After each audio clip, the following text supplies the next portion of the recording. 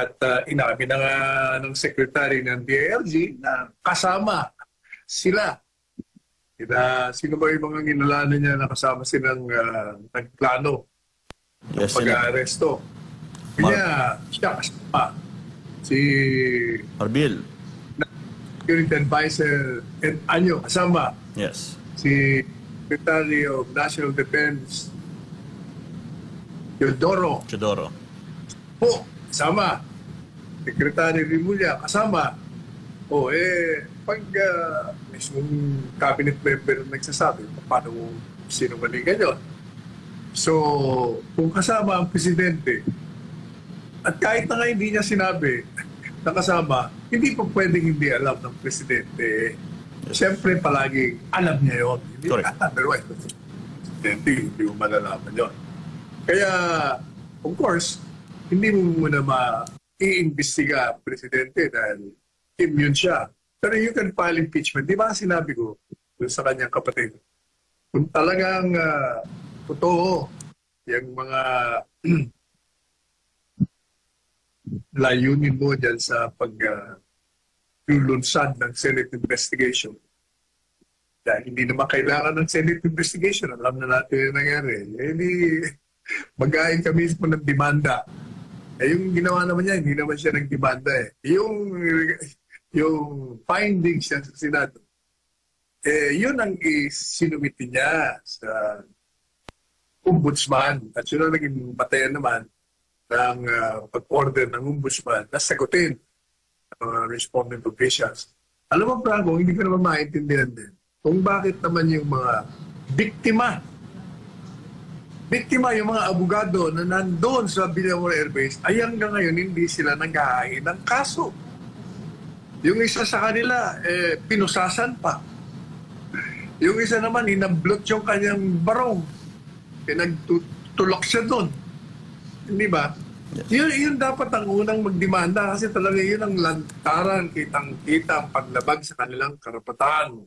Ba't hindi sila nagpapile? Mag-file kayo kasi. Hindi naman kailangan na, kasi sasabihin, hindi, nasa hig yung isa.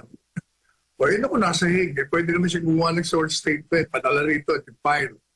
Ganun din yung isang abogado. Hindi rin nagpapile. Hindi ko maintindihan talaga kung ba't di na nagpapile. Itong mga ito. O kaya yung findings nung kapatid ng presidente, ibinigay niya na sa ombudsman. O buti pa ombudsman, pumilos kagad para pasagutin kung bakit. Pero alam mo, yung rekomendasyon na yun, pag inimbestigahan yun at magkaroon ng resolution, administrative liability lang yun. Yung crimen, kailangan pa ng preliminary investigation yun. Matagal pang proseso yun.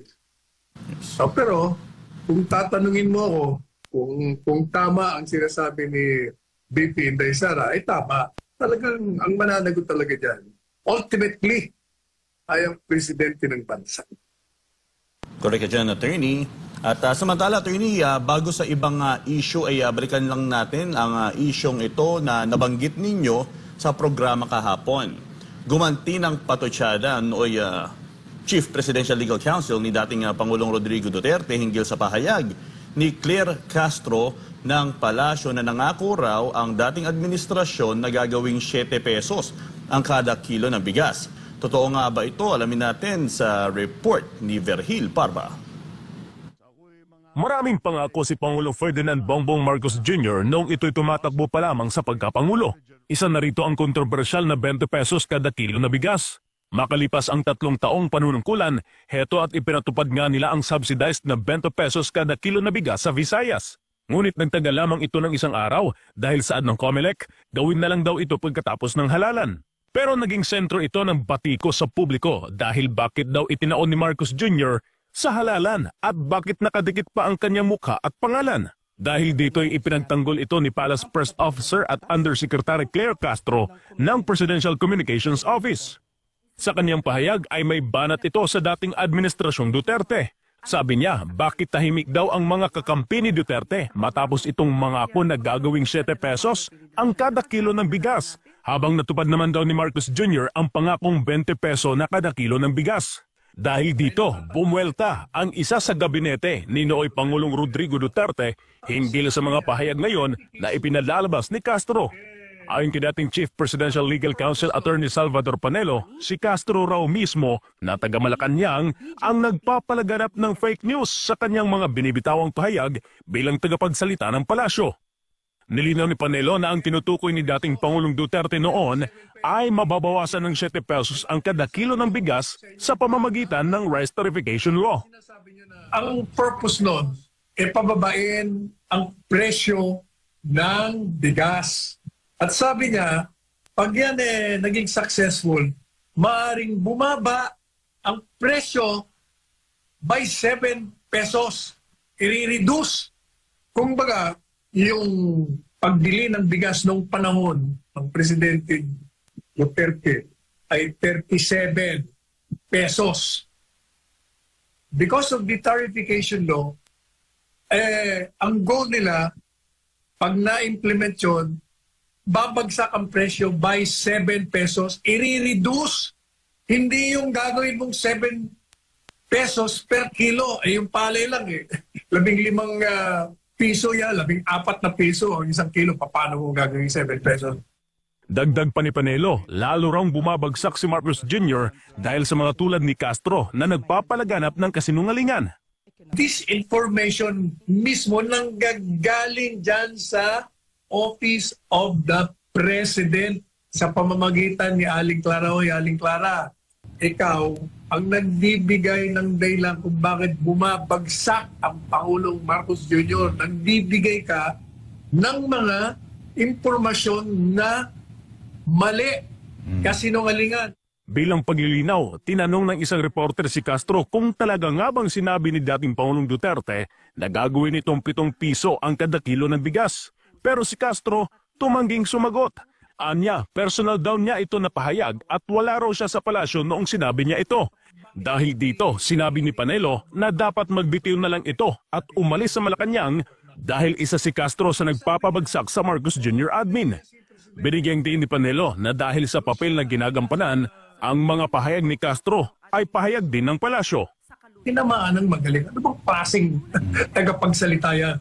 Pag ikaw ay tagapagsalita, ano man ang sabihin mo sa loob at labas ng Malacanang, yan ay galing sa Malacanang. Hindi pa pwede yung may sasabihin kang kasinungalingan tapos itatanggi mo sa loob ng briefing. Aling Clara, buti pa, umalis ka na lang dyan kasi sinisira mo ang Pangulong Marcos Jr. Ikaw ang unang sa mga marami pang dahilan na nakapagbagsak ng rating ng boss mo. Para sa Diyos at sa Pilipinas kong mahal, ito si Virgil Parba, SMNI News.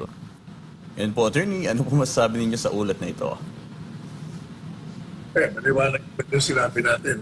Alam mo yung ikinakalat niya na nung panahon ni Presidente Duterte, nangako daw siya ng gagawing 7 piso kilo ang bigas, 1 kilo. Hindi naman totoo yun.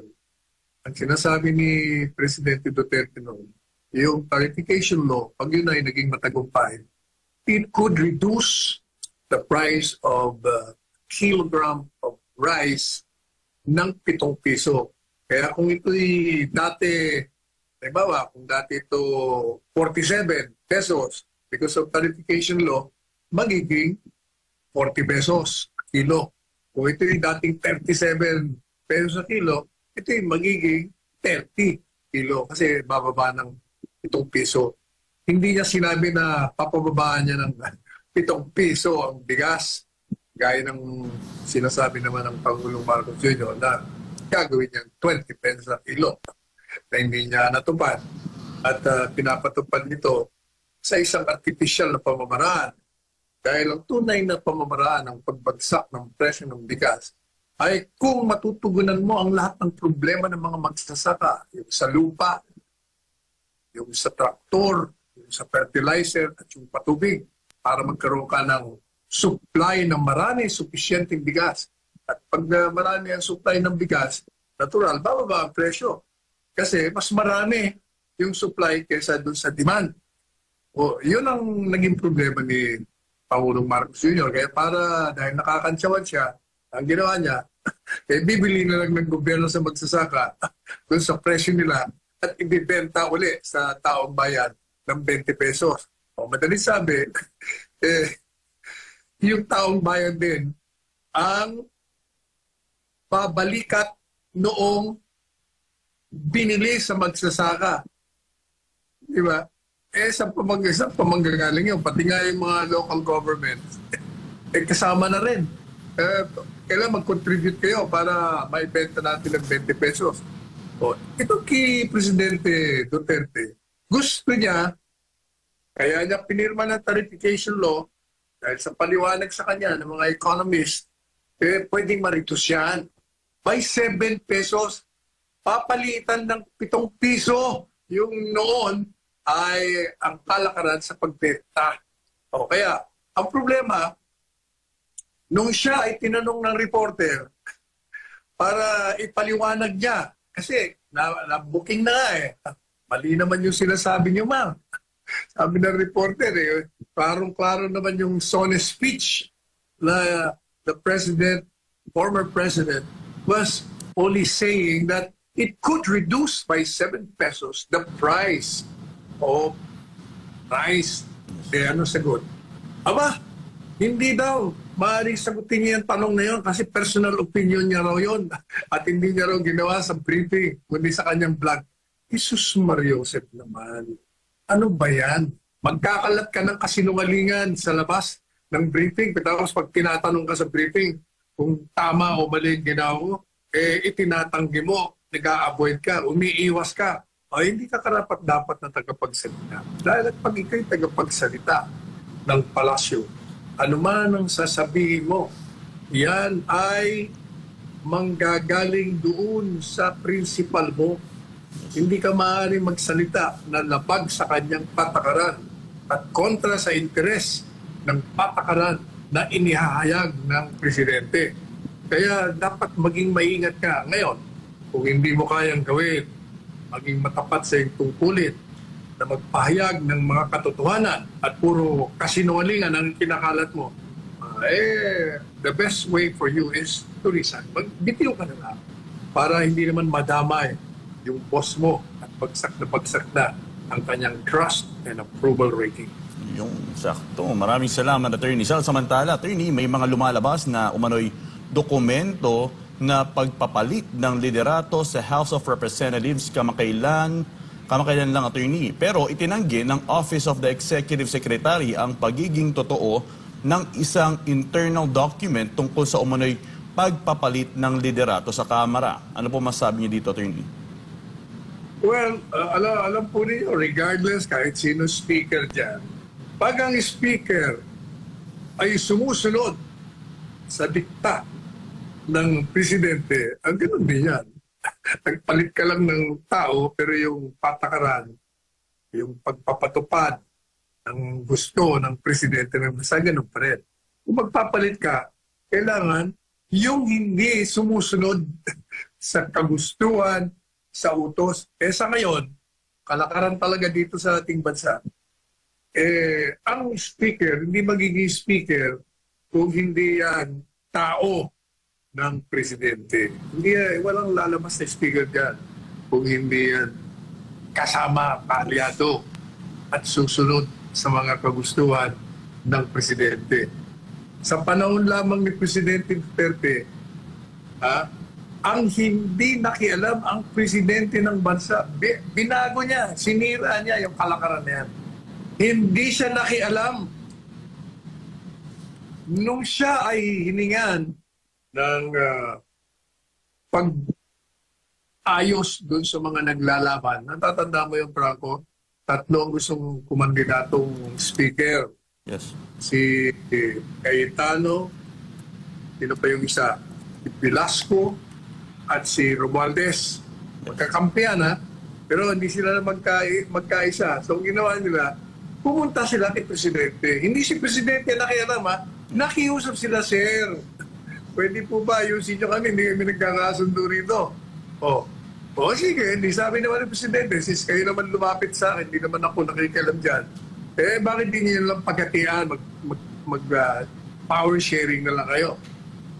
Kaya nagkasundo si Velasco, si Cayetano, na itsapwera si Martin Romualdez. Kaya ngayon bumagal lang si Martin Romualdez sa speaker. Kaya sunod sila sa kanya lahat. Yan ang nangyari. Pero kahit napalitan mo ngayon si Martin, kahit sino pumalit dyan, maliban na lang kung ipalit mo dyan na hindi naman mangyari ang isang oposisyon o kaya yung sa kaliwa, palaging sunod-sunuran yan sa presidente. Kung hindi yan mananatiling nakaupo dyan. Yan, maraming salamat, Atty. Sal. Samantala, ayon sa isang pre-election survey ng WR Numero, 40.1% ng mga Pilipinong botante ay nagsabing sila ay pro-Duterte o taga-suporta ni dating Pangulong Rodrigo Duterte ng kanyang pamilya at mga kaalyadong politiko. Gayunpaman, 60% ng mga respondents ay hindi kabilang sa grupong ito. 31.4% ay independent, 15% ay pro-Marcos, at 13.6% ay oposisyon gaya ng nasa dilawan. Bagaman malakas pa rin ang suporta kay Sara Duterte, bumaba naman ang performance rating ni Pangulong Bongbong Marcos. Ayon kay Cleve Argiles ng WR Numero, mas matatag at emosyonal ang suporta sa mga Duterte. Samantalang ang oposisyon ay mas conditional at issue-based ang batayan sa pagpili ng kandidato. Sa resulta ng survey, tanging sina Bongo at Bato de la Rosa mula sa kampo ni Duterte ang pasok sa top 12 sa pagkasenador. Samantalang ibang kandidato ng administrasyon at oposisyon ay may mas mataas ang tsansa. Isa rin sa naging obserbasyon ng eksperto ay ang malaking papel ng virality o pagiging usap-usapan online sa kasikatan ng mga kandidato. Isang labanan ng naratibo. Attorney, yung palagay, makabubuti ba sa bansa ang kung mananatiling malakas ang suporta sa mga Duterte o mas nararapat bang pumili ang mga botante ng mga kandidatong hindi lamang nakabase sa emosyon kundi sa isyong kinakaharap ng bayan? Ang pag-usapan natin, hindi yung mga pakabuti yun din. Ang kasi sinasabi nitong survey, 41% daw ang Duterte, 15% kay Presidente Marcos. Maliit yung 41% kasi sinasabi niya, 2 sa 5 Pilipino ang Duterte. Ako hindi. Tingin ko, kung titingnan mo ang kalakaran ngayon, yes, kung paano kundi sa birthday niya, kung paano particular na naninindigan ng maraming mga babae natin laban sa mga patakaran ng administrasyon, ang kanilang paninindigan na iligal ang ginawa nito. Sa tingin ko, 4 sa 5 Pilipino ang pabor kay Duterte. At yung 15% pababa, tingnan mo, makikita mo yung rating niya, di ba? Ang laki ng binagsak ng rating ng Presidente Marcos Jr. doon sa ginawa ng SWS. Yan mga, at yung pulse na yan, yung dalawang yan, kadalasan yung mga sinasabi niyan ay merong bahid ng katotohanan. Bihirang-bihira yan magkamali. At yung ibang pa mga survey, nababalidate din. Tsaka tayo, dahil tayo, Franco, palagi tayong nasa labas, di ba? Malalaman mo talaga ang pulso ng bayan. Pag kayo umihikot. Ako, araw-araw ko ngayon nandiyan sa Taytay. Tulungan natin itong si Tia Cabral para manalo sa kanyang re-election. Nakakausap ko lang ang mga masa doon, masa, negosyante, talagang puro Duterte, pag-pulis. Kahit na sino, palaging bumubulong na sir. Duterte kami sir. Duterte kami. Nag-aantay. Puro ganun ang sinasabi sa akin. Kaya yung survey na yan, tama in the sense na mas malaki ang suporta ni Presidente Duterte. Mali dahil kulang ang sinasabi nilang pita. Yan, maraming salamat po, Attorney Sal. Samantala, driver's misbehavior at irresponsableng pagmamaneho. Ito ang mga pangunahing nakikitang dahilan ng MMDA kaugnay ng mga nangyayaring malalagim na aksidente sa kalsada kamakailan. Gayunpaman, tiniyak ng MMDA na kanilang pinaiigting ang pagsasanay sa mga tauhan nito pagdating sa pagpapatupad ng batas trapiko. Si Cresley Gataro magbabalita. Sa gitna ng sunod-sunod ng malalagim na aksidente sa mga lansangan kamakailan, iginit ng Metropolitan Manila Development Authority o MMDA na ang kaligtasan sa kalsada ay hindi lamang responsibilidad ng gobyerno, kundi ng bawat gumagamit ng kalsada. Ayon kay MMDA Traffic Education Division Chief Bong Nebriha, ang mga pangunahing sanhi ng mga aksidente ay ang driver's misbehavior o ang hindi pagsunod sa batas trapiko. And isa sa mga pangunahin nating binibigyan pansin ay ang driver's behaviors, no? Kadalasan po ng ka-aksidente o tinatawag nating road crash na nakikita natin ngayon na very prevalent, dulot ng driver's misbehaviors, yung mga hindi po pagsunod sa batas trapiko. Kadalasan ang mga aksidente o road crashes na nakikita natin ngayon ay dulot ng driver's misbehavior. Bukod dito, kadalasan din anyang dahilan ng mga aksidente ay dulot ng irresponsable at mapanganib na pagmamaneho. Binigyang diin din ni Nebriha na ang mga batas trapiko ay hindi lamang tungkol sa mga multa at parusa, kundi para sa kaligtasan ng bawat isa sa kalsada. Kung hindi po natin sinusunod yan at patuloy po nating sinusway o hindi po natin binibigyan pansin, ang nangyayari po niyan, dalawa po lang. Maaring ikaw ang madisgrasya or ikaw ang makadisgrasya. In both ends, talo po tayo. Tungkol naman sa pagpapalakas ng pagpapatupad ng batas trapiko laban sa mga irresponsableng mga driver, iginiit ng MMDA official ang patuloy na pagsasanay ng kanilang mga tauhan sa traffic rules and regulations. Sambit pa ni Nebriha, nakadeploy ang kanilang mga enforcer hindi lamang upang magpatupad ng batas, kundi upang pangasiwaan at panatilihin ang kaligtasan sa kalsada. Ito'y bukod pa sa pagtutok sa pagluwag ng daloy ng trapiko. Ibinahagi ni Nebriha na sa tingin niya ay sapat naman ang kanilang bilang pagdating sa pagmonitor ng mga high-risk areas sa Metro Manila. Gayunpaman, inamin niyang malaking hamon din ang kanilang trabaho dahil hindi lang sapat na magpatupad ng mga batas, bagkus napakahalaga rin na turuan ang mga tao tungkol sa tamang paggamit ng kalsada. Very challenging lang po talaga kasi unang-una hindi lang naman po talaga yung enforcement alone, ano. Napaka-importante rin po ng traffic education, no. We continuously train our drivers and educating them on what's new. Ano ba yung mga bagong batas natin, ano ba yung bagong pinapatupad natin.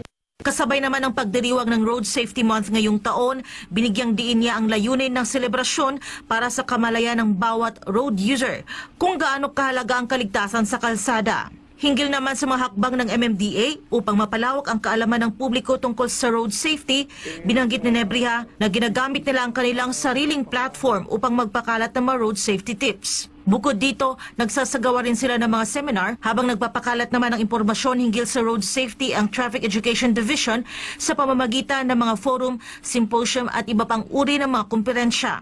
Minsan anya ay iniimbitahan din ng MMDA ng ibang mga lokal na pamahalaan upang magsagawa ng mga road safety seminar. Dito nila napapalakas o napapalawig ang kaalaman tungkol sa road safety, lalo na sa iba pang LGU, maging sa mga kumpanya at corporate services. Para sa Diyos at sa Pilipinas kong mahal, Cresley Gataro, SMNI News. Ayan po, attorney, ano po masabi ninyo doon sa pahayag po ng MMDA sa mga nangyayaring aksidente po sa ating bansa? Mababaw yung kanyang pagsusuri dyan. Tama, habang totoo yung sinasabi, misbehavior. Maraming mga drivers na reckless. Kaya yan nagiging reckless kasi nga hindi nyo pinatutupad ang batas. Kaya nagkakaroon ng mga aksidente. Hindi rin stricto, kulang ang manpower nyo. Hindi nyo mabantayan. Pati ang mga penalty. Kung gawin yung penalty, tanggalan ng lisensya, mga ilang buwan. Gawin yung 10 taon, hindi na siya pwede mag-drive. Matitino yan. Isa pa, yan lang sa, yung palagi nating sinasabi, merong bike lane, merong motorbike lane. Ayan, kitang-kita. Pero tingnan nyo, wala naman nagdaraan dyan nasa gitna. Ayan, tingnan mo, kitang-kita mo. Nasa gitna, isa lang ang gumagamit ng bike lane. Nandun lahat sa gitna. Talagang madidisgrasya ka dahil yung mga yan. Akala mo mga race car, motorbike driver, ang gagaling. Nasa kaliwa, kanan, biglang talagang madidisgrasya eh. Kaya iiwas mo, mababangga ka talaga eh. Makakadisgrasya. Hindi naman yung pinatutupad. Tingnan nyo, wala, nasa gitna eh. Bihirang-bihirang pumunta.